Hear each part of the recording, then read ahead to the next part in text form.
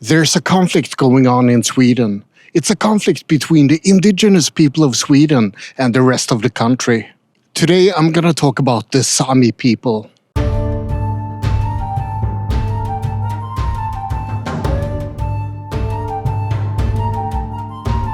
The Sami people are the indigenous people of northern Sweden, Norway, Finland, and parts of Russia.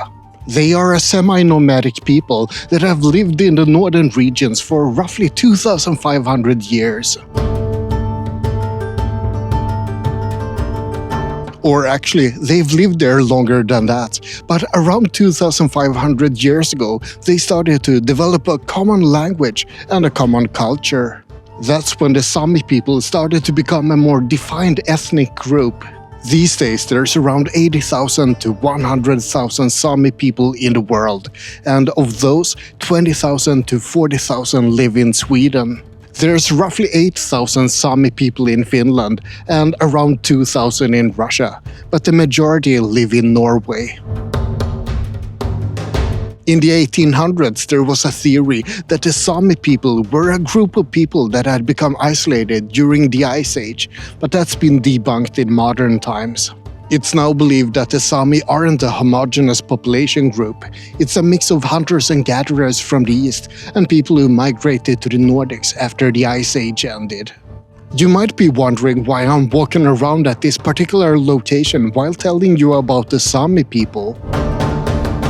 This is Skansen, and I love this place. It's a lovely open-air museum filled with historical buildings and things to see. Even now when winter is coming. It's a wee bit cold today, but it's still a lot of fun to walk around here. But the historical buildings is not the reason I decided to come here today. There's also a zoo section at Skansen, where you can see Nordic animals of all kinds. There's wolverines and European bison and lazy wild boars.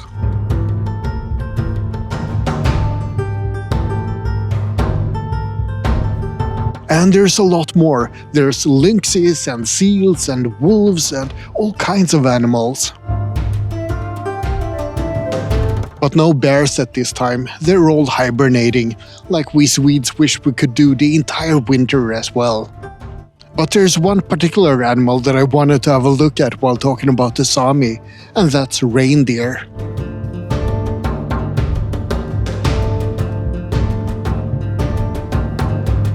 The Sami are a semi-nomadic people, or were I should say, because these days most of them live in cities or towns just like the rest of us. But there are some exceptions. Sami people have traditionally done a lot of fishing, and they're also famous for their handicraft. And tourism is a big source of income for the Sami these days. You can travel far up north and visit traditional Sami villages and see how they used to live. But there's one thing that the Sami are even more famous for, and that's reindeer. And reindeer are also the reason why the Sami transitioned from a nomadic people to a semi-nomadic people.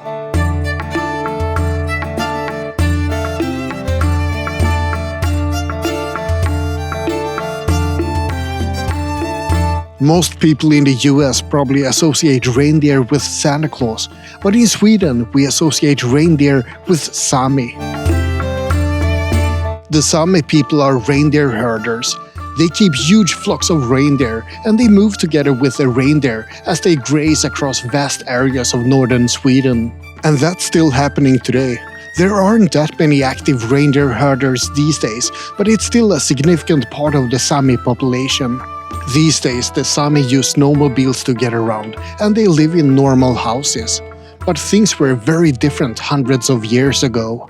Kåta is a traditional Sami shelter that could be either relatively stationary or intended to be moved every day. It's a little bit like a Native American teepee, but better insulated because of the cold, harsh Arctic winters. Another fun fact about the kåta is that the word also means horny in Swedish. There is no etymological relation between the two words, but you can imagine all the jokes that Swedish kids make about it. Now, I'm gonna make a guess that most of you have heard about the Disney movie Frozen. Kristoff and Sven are heavily inspired by the Sami people and their reindeer, but those names are a little bit off though. The name Christoph has Greek roots, and the name Sven comes from Old Norse, but the Sami language is related to Finnish instead. I'm just gonna make a layman attempt, but I think that, for example, the names Karal and Silvu would have been slightly more appropriate. In the beginning of the video, I mentioned a conflict between the Sami and the rest of Sweden. What was that all about? Well, that also has to do with reindeer. But first, let me give you some background to the whole conflict between the Sami and the Swedes.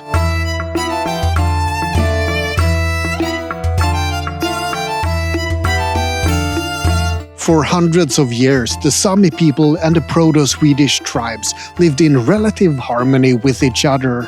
They traded a bit, they fought a bit, but basically they coexisted, but in different locations. But in the 1300s and up until the 1600s, a colonization of northern Sweden took place. The Sami people were pushed to the west and to the north to make room for colonists from the south of Sweden. And as you can imagine, this didn't happen peacefully.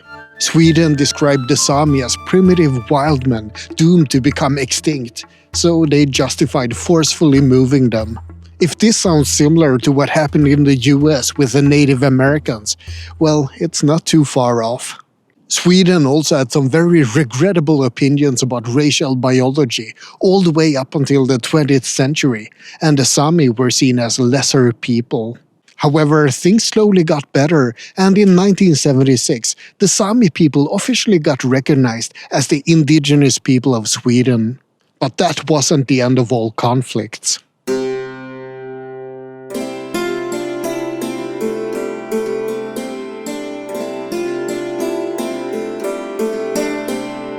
Ever since the Sami were officially recognized in 1976, they've been fighting to keep their cultural heritage and their traditional way of life. And that includes reindeer herding. The problem is that reindeer herding takes a lot of space. Vast areas of Sweden needs to be dedicated to these roaming reindeer. And sometimes these areas overlap with other interests. The north of Sweden sometimes appears to be an uninhabited wilderness, but there's a lot happening up there. There's a lot of mining, for example, and just recently a large deposit of phosphorus and other important minerals and metals was found. So there's going to be even more mining, and the reindeer will have to graze far away from where those mines are located. Sweden also needs electricity, and wind turbines also mean that reindeer will have to find other spots to graze.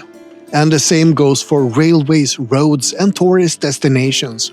All of these things take more and more space up north, space that was previously used for reindeer herding. The Sami town of Laiva got into a conflict with extreme skiers, for example. An extreme sports company started taking more and more skiers up a nearby mountain by helicopter so that they could experience extreme skiing. That disturbed the reindeer though, and the Sami people of Laiva ended up reporting the extreme sports company to the police. Not that it's obvious what the police are gonna do about it. It's easy to see that there are two sides to the conflict, but it's not always easy to see what the right choice is. Sure, traditional reindeer herding needs to be allowed, but Sweden also needs to develop the land up north. And just recently, there was another big conflict that started this very year.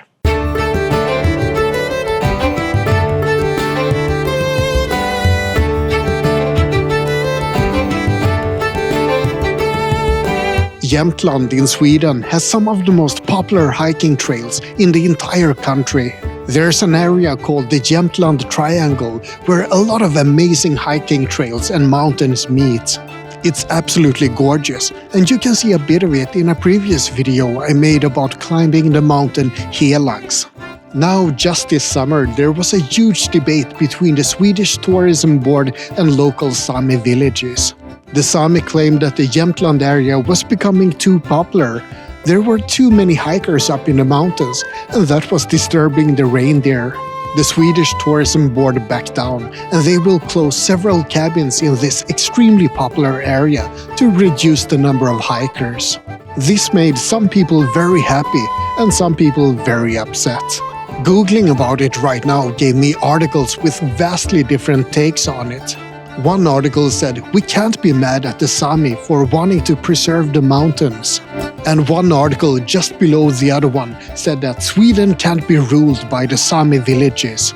I think those two articles pretty much sum up the sentiment in Sweden in general. Some people approve of letting the Sami maintain their land, no matter the consequence for the rest of Sweden. The argument is that Sweden is a sparsely populated country, so there's enough space, and we need to preserve the Sami culture and the environment. And that's pretty reasonable. But the argument against is also pretty reasonable, that the Sami are 0.3% of Sweden's population, and we can't really give away huge areas of Sweden to such a small group of people. I'm not sure about you, but to me at least there's no obvious right or wrong here. It's all a bunch of upset people that unfortunately all make a lot of good arguments. Normally, I like to end a video on a positive note, but in this case, I'm not so sure that I can. People predict that the conflicts between the Sami and the Swedes will just escalate over time. Sweden's population will grow and will need more land and more resources. Meanwhile, the Sami people will most likely dwindle in numbers, so we need to protect the ones that are still here. I guess that only time will tell what will happen. I'd love to cover more about the Sami people, but one problem is that they live so far up north. It takes days to get up there, so the best I could do today was to find some reindeer at least. I think that works pretty well though. The reindeer is what's at heart of this conflict after all. But reindeer don't care about all of these stupid people arguing. Sometimes I wish that people could be a little bit more like reindeer. Anyway, that's about it for this little exploration of an ancient and current conflict in Sweden between the Swedes and the Sami people. I hope you found it interesting. Like and subscribe, but most importantly, have a great day. I'm freezing my nether regions off, so I need to get home. But you should have a look at this video up here in the corner. You'll like it. I think so. Or I hope so at least.